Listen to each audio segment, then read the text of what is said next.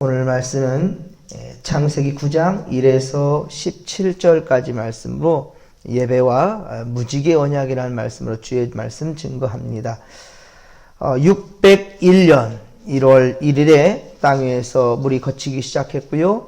2월 27일에 땅이 마르니 하나님께서 노아에게 말씀하시기를 우리 창세기 8장 16절이죠.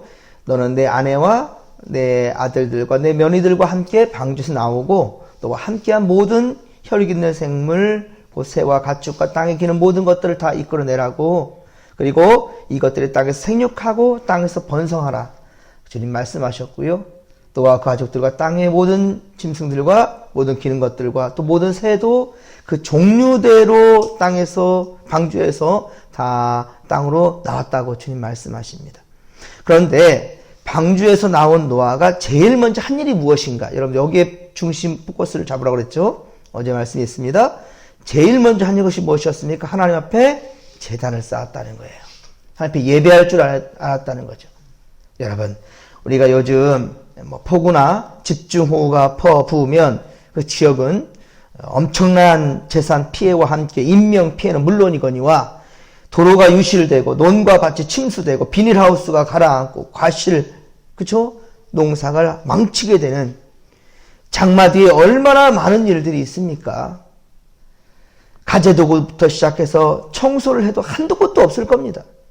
자, 이와 마찬가지로 엄청난 노아의 홍수, 대홍수가 지나가고 난 이후에 지구는 엄청난 재난이 임하여 홍수 이전과는 전혀 다른 세상으로 변모되었을 것이고, 먼저 할 일이 왜 없었겠습니까? 이런 상황 가운데. 하지만 당대 의인이요 완전한 자요 하나님과 동행한 노아는 먼저 할 일이 무엇인지를 분명히 알았다는 거예요. 우리 삶 가운데 아무리 분주하고 바쁘고 또 속상한 일들이 있다 할지라도요, 우리가 가장 먼저 해야 될 일은 잊으면 안 되는 겁니다. 사실 우리 믿는 자들로서 교회의 존재 목적, 존재 이유가 무엇입니까? 우리 교회가 존재하게끔 만든 것이 무엇입니까? 예수님의 부활 사건입니다. 예수님께서 부활하셨기 때문에 제자들은 다시금 소망을 가지고 복음을 위해 살게 되었고요. 그리고 선교사님들도, 그리고 우리들도 어디를 가든지 주님을 증거하는 것은 곧 십자가의 부활 사건이에요. 죽은 자를 전하는 게 아니고 우리 산 자를 전하는 겁니다. 우리가 전하는 것은 죽은 하나님이 아니에요. 죽은 예수님이 아니에요. 산 하나님을, 우리 바로 예수께서 3일 만에 부활하셨다라는 부활의 소망을 가지고 살아가는 거고요. 그걸 증거하는 게 교회예요. 그런데 지난주가 우리가 부활절이었지만 우리 함께 모이지 못했던 것이 얼마나 가슴 아플까. 여러분들 가슴 아파야 됩니다. 속상해야 됩니다. 코로나 이 사건, 이 사태 때문에 우리가 정말 사회적 거리두기를 실천해야 되는 부분 가운데, 그리고 정말 우리 교회가 지탄받는 곳이 되면 안 되기 때문에, 또 그것이 복음을 전하는 걸림돌이 되어서는 안 되기 때문에 우리가 함께 하지 못했지만은요, 그러나 우리 마음만큼은 절대로 십자가 앞을 벗어나면 안 된다는 겁니다. 그래서 항상 강조하듯이 여러분들 삶 가운데 최선을 다한 예배자가 되어야 된다는 거예요. 바로 노아가 그런 자가 되었다는 거죠. 항상 하나님 앞에 있었어요. 때문에 그는 방주 나오자마자 제일 먼저 한 것이 무엇인가? 하나님께 제단을 쌓고 하나님 앞에 예배했다는 겁니다. 노아는 먼저 정결한 짐승과 모든 또한 정결한 새 중에서 정결한 것을 택하여 제물로 하나님께 온전히 태워서 번제로 하나님께 드렸다는 거예요. 여기서 우리가 번제로 제사를 드렸다고 하는 것은 하나님 앞에서 죄인임을 고백하는 거예요. 우리가 하나님 앞에 나와서 예배를 드릴 때 마음의 자세는 항상 우리는 죄인임을 고백해야 된다는 거예요. 의는 없나니 하나도 없습니다. 우리가 항상 하나님 앞에 죄송한 마음과 온전히 다 하나님께 드리지 못한 우리의 물질과 마음과 정성과 우리 삶을 여러분 항상 하나님 앞에 참 우리가 부족한 것임을 회개할 줄 알고 고백할 줄 아는 그 순간이 바로 예배라고 하는 거예요. 예배. 나 자신이 하나님 앞에서 죄인임을 고백하지 않고서는요, 하나님의 구속의 은혜를 맛볼 수가 없는 겁니다. 구원의 감격을 누릴 수가 없는 겁니다. 노아도 모든 세상이 하나님의 심판 앞에 무너진 모습을 보고 그 가운데서 자신의 가족과 방주 안에 짐승과 새들을 구원하신 하나님의 은혜를 생각하며 하나님께 감사의 예배를 드린 것입니다. 우리가 축복받는 최대의 비결은 여러분 명심하십시오. 예배를 우선시하는 생활입니다. 예배가 삶이 되고 삶이 예배가 되는 우리 그러한 진목교회 성도들이 다 되기를 주님의 이름으로 간절히 축원합니다. 축원합니다. 창세기 9장은 하나님께서 노아 대홍수 이후에 당대의 의인이요 완전한 자요 하나님과 동행한 노아에게 이제 언약을 맺으시는 내용입니다. 우리는 이 언약을 무지개 언약이다라고 말합니다. 오늘 본문에 바로 이 언약은 무지개 언약이다라고 말해요. 창조자 하나님은 계약 체결자이시고요. 피조물인 우리는 계약의 당사자가 됩니다. 창세기 9장 1절 보면 그리고 7절 보면 같은 말이 지금 반복되어 나타나고 있어요. 1절과 오늘 보면 1절과 7절 보면 생육하고 번성하여 땅에 충만하라. 7절 보면 너희는 생육하고 번성하여 땅에 충만이라는 말이죠. 땅에 가득하여 그 중에서 번성하라 라고 말씀합니다. 이 말씀은 언제 주셨던 하나님의 축복이었죠? 1장, 창세기 1장 28절. 창세기 1장 28절 우리 사람들에게 하나님께서 복을 주실 때 생육하고 번성하여 땅에 충만하라. 바로 최초의 사람 아담에게 하나님께서 이 복을 주셨습니다. 그런데 다시 이제 노아 홍수 사건 이후에 노아에게 하나님께서 복을 주시는데 바로 처음 아담에게 주셨던 그 복을 다시금 주시고 있는 겁니다. 생육하고 번성하여 땅에 충만하라. 구약 성경에 보면 하나님은 철저하게 계약에 의해서 이끌어 가시고 계약의 당사자가 계약에 충실하실 것을 요구하는데요. 그러나 하나님께서는요 먼저 이 마음을 가지고 계신다는 거예요. 그러니까 중요한 것은요 우리가 주 앞에 나아가면 복 받는 거예요. 하나님께 나아가면 하나님은 복을 주신다는 거예요. 복을 예비하고 계셔요. 그런데 우리는 어떻습니까? 코란데요. 하나님께 나아갈 마음이 없어요. 그 정성이 부족합니다. 여러분 이 코로나 사태를 통하여서 우리가 회복돼야 될 것은 바로 이것이에요. 코란데요. 참 어찌 보면 제가 이번 코로나 사건을 보면서 그냥 제가 외쳤던 말이 아니라 정말로 제 목회에 아주 중심이 되고 근간을 제가 삼았던 그 외침이 이제는 진짜 현실이 되었다라고 정말 저는 피부로 느끼고 있습니다. 말로만 코람돼요. 하나님 앞에서. 그런데 그러한 신앙을 정말 제가 제대로 가졌던가? 또 우리 진목계 성도들에게 그 신앙을 제대로 가르쳤던가? 예배가 삶이 되고 삶이 예배되는 그 현장 가운데 진정 우리 진목계 성도들이 있었던가? 여기 있는 목사가 그냥 그렇게 신앙으로 갖고 있었던가? 라는 것을 제대로 하나님 앞에서 확인해 볼 수 있는 정말 알곡이 누구고 쭉정이가 누구일까? 본인 스스로가 정말 깨달을 수 있는 그러한 현장이 바로 코로나 바이러스로 통해서 깨닫게 되는 것 아닌가. 하나님께서 우리에게 시험한 그 시험의 현장이 아닌가라는 생각을 계속하게 하게 됩니다. 돌아오는 주일, 바로 내일 우리가 한번 보시자고요. 정말로 코로나 바이러스 무서워서 교회를 나오지 못한 건가? 아니면 내 마음과 정성이 지금 노아처럼 그렇게 최선을 다하지 못하는가? 정말로 우리가 이걸로 시험 든다 한다면 그게 더 진짜 문제인 것이고요. 이 일을 통해서 우리가 감사할 수 있는 모든 성도들이 할렐루야! 부활하신 주님을 기뻐 영접하며 또 맞이하고 축제의 시간을 갖게 되기를 주님의 간절히 축원합니다. 우리 3절 보면 9장 3절에서 6절에 보면 이제 우리 피에 대한 이야기를 하고 있습니다. 그리고 하나님께서 이제 처음으로 육식을 허락합니다. 육식. 우리 9장 3절 말씀을 보면 모든 산 동물은 너희의 먹을 것이 될지라 채소같이 내가 이것을 다 너희에게 주노라. 이제 처음으로 주님께서는요 하나님은 사람들에게 육식을 허락하게 됩니다. 그런데 4절 말씀을 보면 고기를 그 생명되는 피채 먹지 말라라고 말합니다. 피체. 이것이 6절까지 이어지는데요. 피, 이것은 생명의 바로 중심이 되기 때문이에요. 생명 자체가 되기 때문이에요. 레위기 17장 11절 말씀을 보면, 레위기 17장 11절 말씀 보면, 그리고 14절에도 보면 육체의 생명은 어디에 있다? 피에 있다 라고 말씀합니다.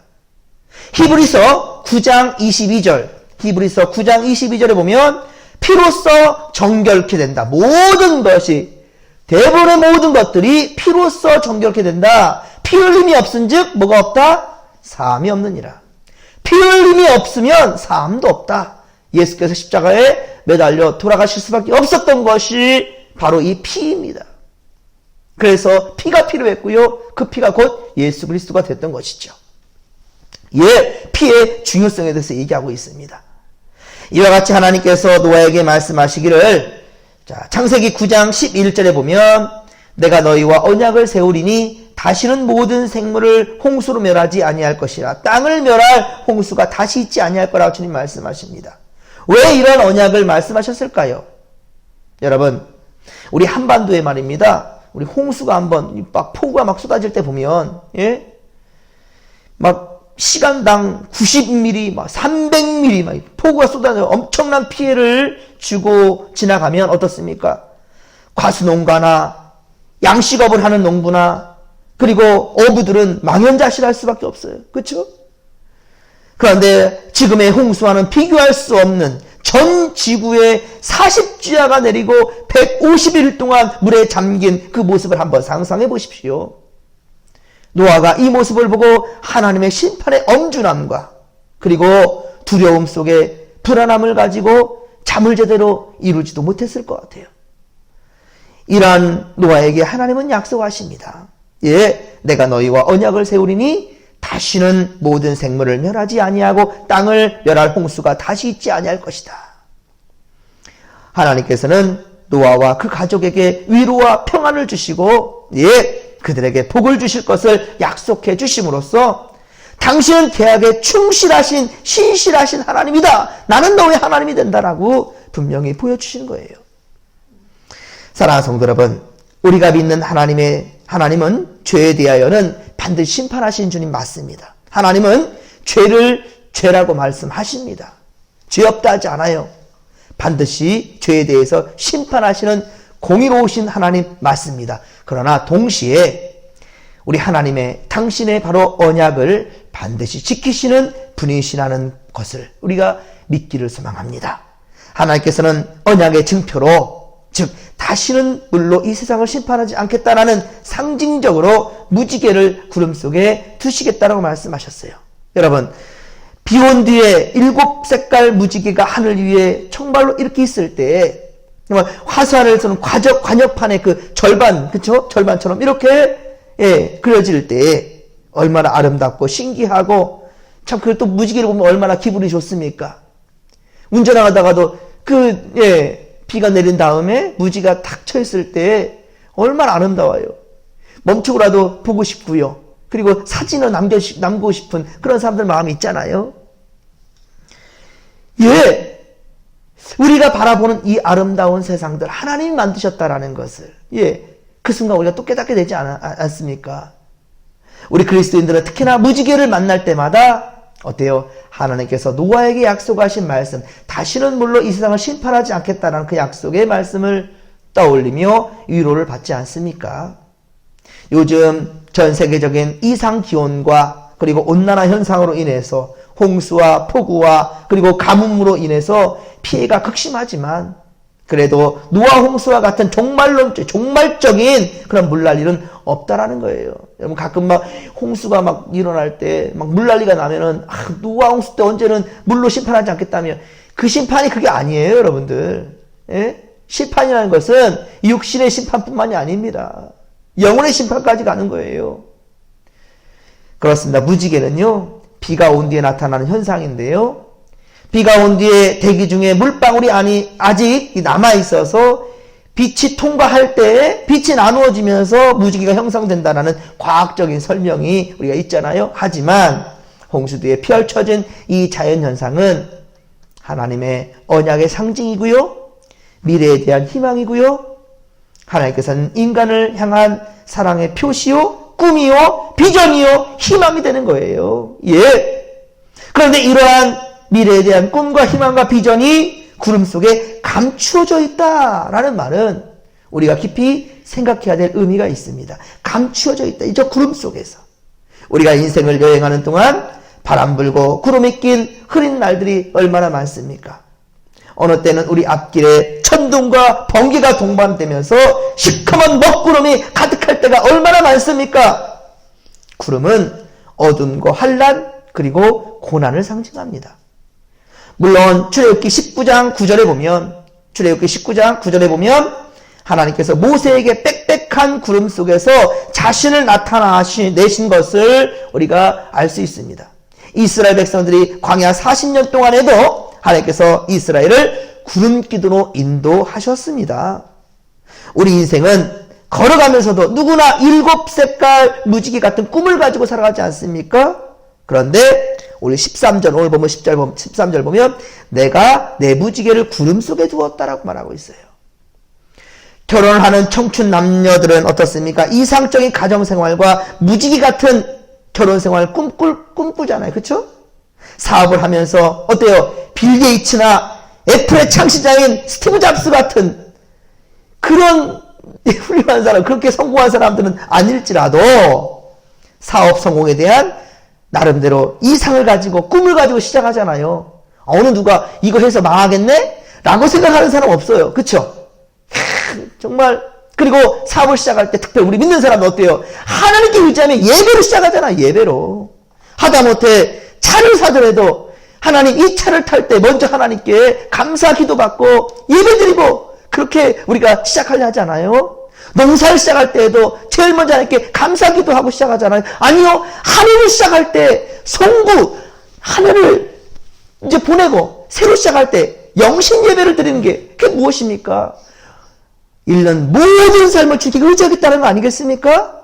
정말 아름다운 무지개 꿈을 꾸고 나아가는 거잖아요. 예, 성공을 꿈꾸는 거잖아요. 그런데 그것이 어디에 있다고요? 구름 속에 감춰져 있다라는 거예요. 예, 구름 속에 감춰진 무지개를 여러분 어때요? 잡기가 쉽지 않지요. 예, 참 어떻게 보면 우리가 갖가지의 꿈들을 꾸지만 사실은 그 꿈을 이루기가 쉽지가 않다는 말입니다. 현실의 벽에 부딪혀 좌절과 절망도 겪게 되기도 한다는 거죠. 우리 앞에 나타나는 것은 무지개가 아니라 먹구름이 나타날 경우가 더 많다는 거예요. 하지만 하나님께서는 어때요? 구름 속에 뭐를? 무지개를 걸어두셨듯이 고난과 역경과 파도를 넘기만 하면 뭐 어떻습니까? 희망의 무지개가 나타난다는 거예요. 여러분들 정말로 13절만큼 꼭 기억하시기 바랍니다. 무지개만 볼 것이 아니라 구름 속에 감춰있다는 거예요. 예, 꿈만 꾸면 다 꿈 이루는 겁니까? 꿈에 대한 최대한 노력이 필요한 거죠. 최소의 땀방울이 필요한 거죠. 성도 여러분, 노아와 그 가족은 구름이 모여들고 비바람이 칠 때 홍수에 대한 두려움으로 떠나야만 했습니다. 무서웠을 겁니다. 40주야로 예, 비가 쏟아지고요. 그리고 1년 넘도록 정말로 뱃속에서만 갇혀 지내야 될 때에 얼마나 두렵고 무서웠겠습니까? 이런 경우를 경험해 본 적도 없잖아요. 하지만 비가 그친 뒤에 찬란하게 비치는 아름다운 무지개를 보면서 하나님의 언약을 기억하고 위로와 소망을 가졌던 겁니다. 할렐루야! 이러한 믿음이 우리에게 있게 되기를 주의 이름으로 완전히 축원합니다. 15절 하반절에 보십시오. 다시는 물이 모든 육체를 멸하지 아니할 거라. 노아 홍수는 인류 역사에 있어서 전무후무한 유일한 사건이었습니다. 하나님 만드신 최초의 지구가 대홍수로 인한 지각변동과 지진과 해일로 인하여서 전혀 다른 세상으로 변모하였던 겁니다. 노아 앞에 나타난 세상은 홍수 이전의 세상과는 전혀 달랐다는 것이죠. 우리가 믿는 하나님은 죄악에 대하여 분명하게 심판하시는 심판관임에 동시에 자신의 백성에 대하여 한없이 또한 용서하시고 자비를 베푸시는 하나님이시라는 사실이에요. 즉 무지개의 언약의 뜻은 인간을 향한 하나님 아버지의 사랑이라는 겁니다. 여러분, 주님의 갈보리 산 위에 우리 십자가는 죄와 그리고 죽음과 사망 아래 놓여 영원히 저주 아래 종로 타는 인생들에게 하나님께서 인류에게 주시는 또 다른 희망의 무지개요, 생명의 무지개입니다. 구름 뒤에 숨겨져 대홍수를 만난 노아 가족에게 다시는 물로 심판하지 않겠다는 약속처럼 갈릴리 산 위에 매달린 예수 그리스도는 죄와 사망 그리고 마지막 심판에서 구원해 주시겠다라는 하나님의 약속이요, 하나님께서 인간을 향한 사랑의 절정인 것입니다. 믿으시면 아멘 합시다. 여러분, 하나님의 아들 예수 그리스도를 믿는 자에게 결코 정죄함이 없습니다. 죽음이 없습니다. 심판이 없습니다. 이 사실을 믿으시기 바랍니다. 이것은 또 하나의 우리에게 주신 무지개 약속. 그래서 우리는 무지개를 바라보면서 희망을 찾듯이 십자가를 바라보면서 우리는 다시금 희망을 찾는 거예요. 절망 가운데, 어둠 가운데 빛을 보는 겁니다. 십자가의 빛으로 나올 수 있는 성도들 되기를 주님의 문간들이 축원합니다. 축원합니다. 사랑하는 성도 여러분, 하나님은 언약의 하나님이십니다. 우리 역시 언약의 백성임을 잊지 마시고 그리하여 언약에 충실할 수 있기를 바랍니다.